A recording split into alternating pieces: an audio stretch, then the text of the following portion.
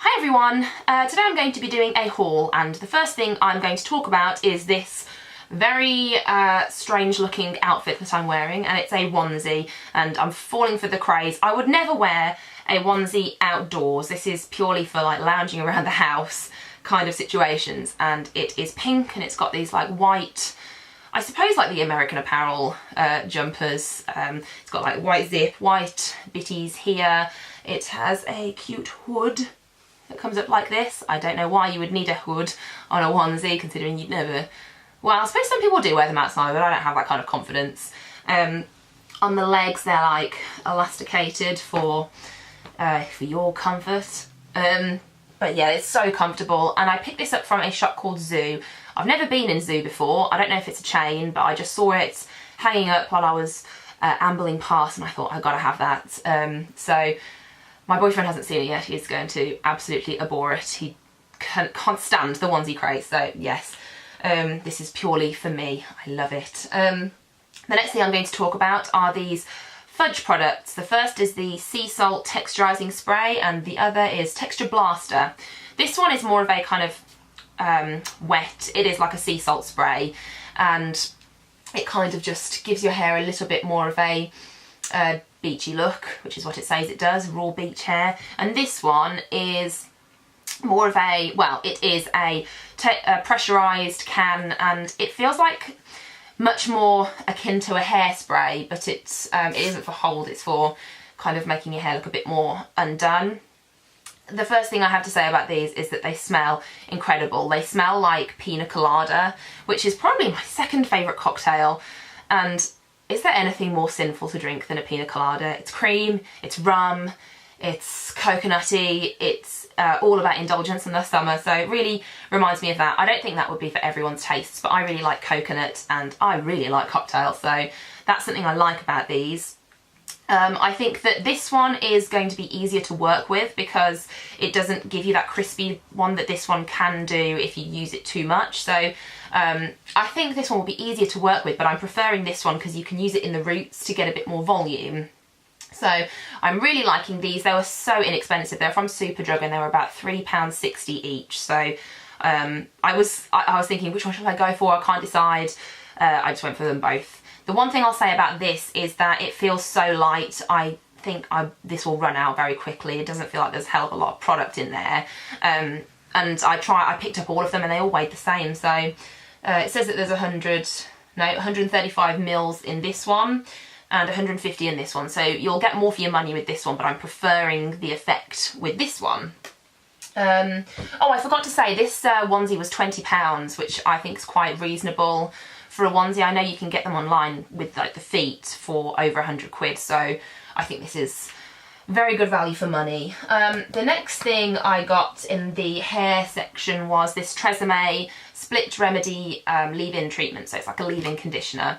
I originally bought this from Superdrug, and then I walked into Boots and saw it for like heaps cheaper. This one was about £3 in Boots and in £5 in Superdrug, which I was surprised by because I think by and large things are cheaper in Superdrug, especially because I get 10% discount as a student. If you're a student and you're not like reaping the benefits of that, then like you should do it, because I love a discount. I'd rarely buy things full price.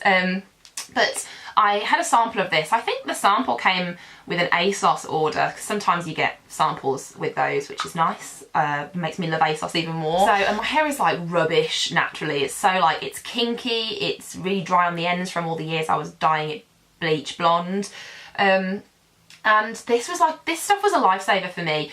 It really kind of controlled my hair, it made it heaps silkier, it wasn't frizzy on the ends, and I've never really used that many leave-in conditioners before. I've used the Aussie Miracle one, but I find that kind of rubbish. It's too much of a spray than a like pump thing, and I don't know why I didn't like it about that, but yeah, this is really good. So I know I'm going to like it because I've used it before.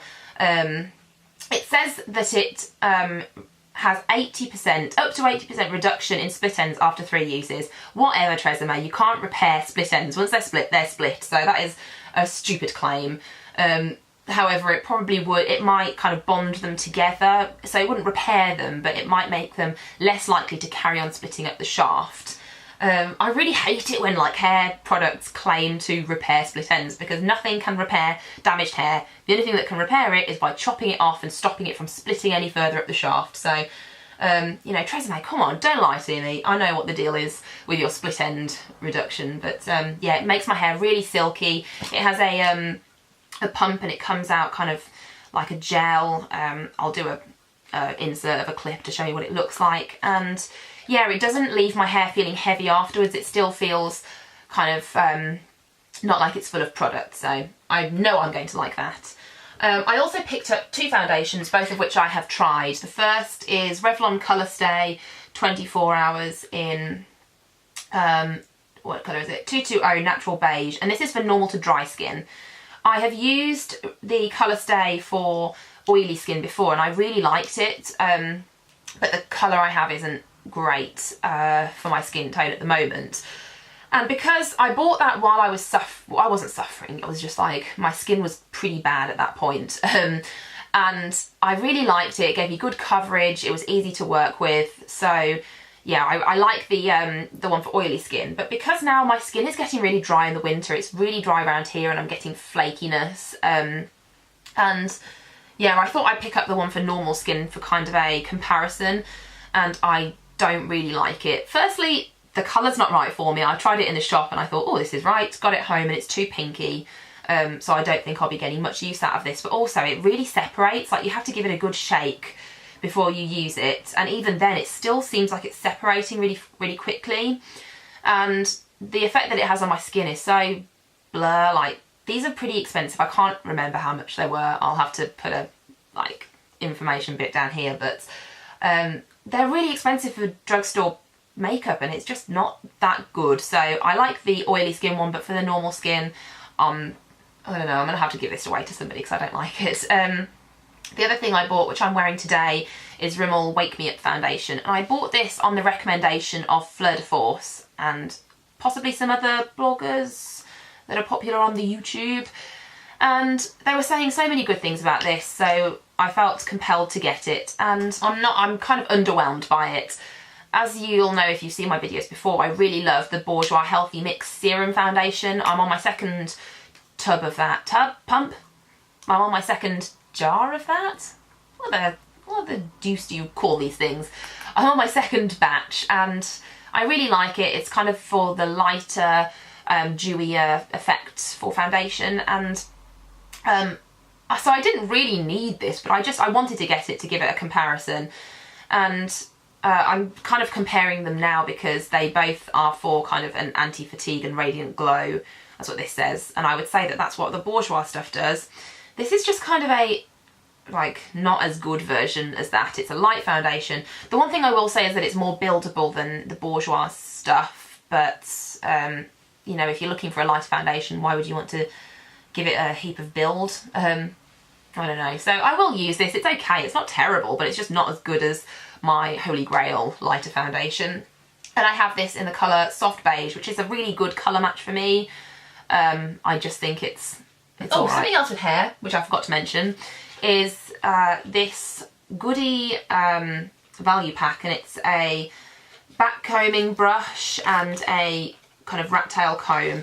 And I really wanted both of these things. I wanted the rat tail comb for an easier part, and I really wanted a backcombing brush because the ones that I've been using are like the Denman ones, so they're really like big and difficult to work with. So, and I'm, as you can tell, because I bought all this texturizing stuff, I'm kind of like gearing myself towards the like textured, rough and ready look for my hair.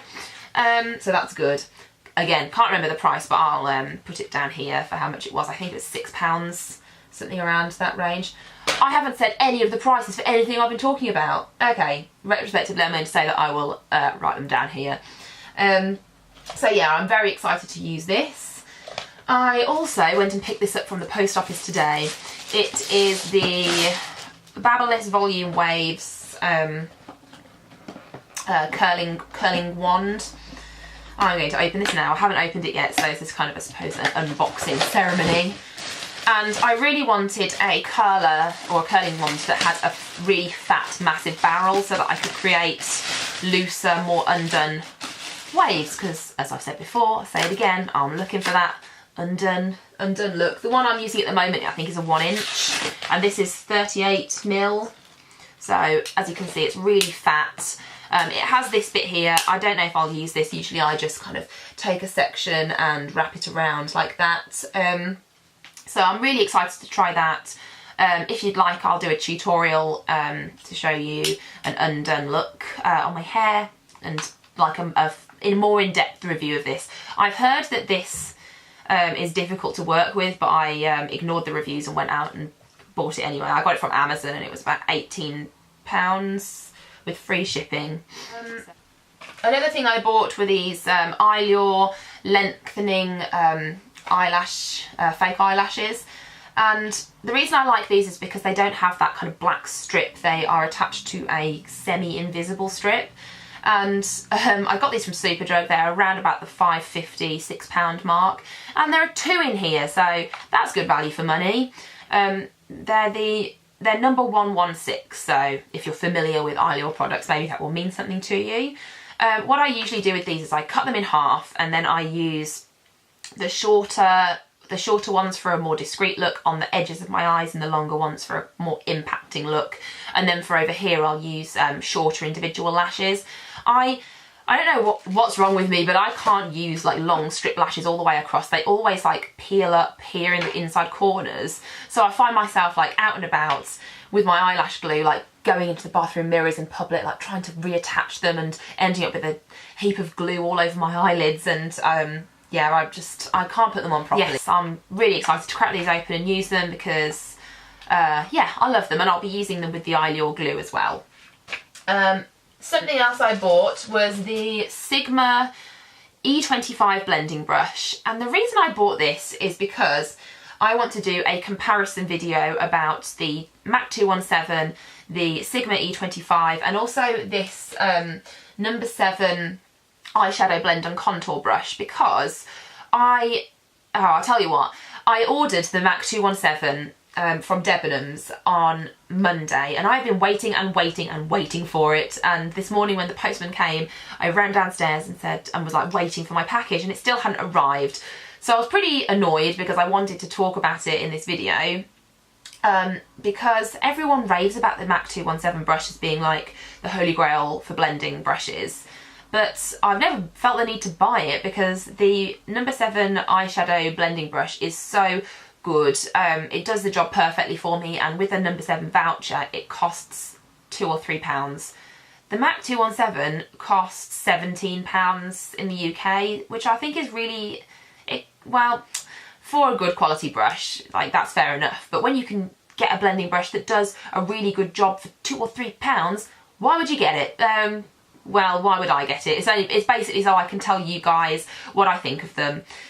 And the thing which I'll say about this E25 is that it has a really fat brush end here, which I think will be quite difficult to work with. It's going to be difficult to travel with. That's another thing that I might not like about it. And also the bristles just aren't as soft as the number 7 one. So I'll be interested to use this. I've not used it yet because I wanted to keep it nice and clean to show you. But I'll definitely use it later on today. And eventually when my MAC 217 finally arrives, I gave Debenhams a piece of my mind today. I called them up and said, what's going on? And they said, oh, it was damaged, so we're sending it back and giving you a refund. And I was like, were you going to tell me about that? Like, I would have just been waiting and waiting forever. If I wasn't more proactive and not called you up, I would have been waiting forever. And, you know, I don't really like to check my bank account because it's never good news, so I would just never have known what was happening. And they said, oh, we're very sorry about that, ma'am. Would you like to order it again? And I was like, yes, I would like to order it again, but I'm not happy about it. So yes, I'll do another video comparing blending brushes at a later date. The other thing that I ordered from Debenhams was the De-Slick Urban Decay setting spray in the extra large version. They have changed the packaging on this, thank God. I think it is rank. It looks like contact lens solution, I think. Really cheap looking bottle. This obviously isn't it because Debenhams decided not to send me my order. But I really like this. This is nearly done, so I felt like I needed to order it again. The reason I mentioned the packaging is that they discounted the old packaging in the extra large version, so I thought I'd better get in there before it sells out. The other thing I have ordered, which also hasn't arrived, I'm really not doing well with online shopping this week, is the Zen Tan weekly tanner in the lotion formula, and I've heard so many good things about Zen Tan, so I'll be excited to use that. I just couldn't wait any longer for my deliveries to arrive. I thought I needed to talk about them now, so I'll be reviewing all of the things that I have bought on my blog. Not yet, this video will go up first, but I will link my blog below because I've reviewed other things on there that you might like to look at. And is that it? No, it's not. I have one more thing to talk about. I bought Essie in Fiji. This is my first ever Essie nail polish, and I really wanted a very light pink colour because the Maybelline one I was using has been discontinued, and I'm sad about that. So I might do some kind of nail tutorial with this at some point because I love doing my nails. But yes, that's it for my haul. I hope you have a lovely day, and I will see you in my next video. Bye!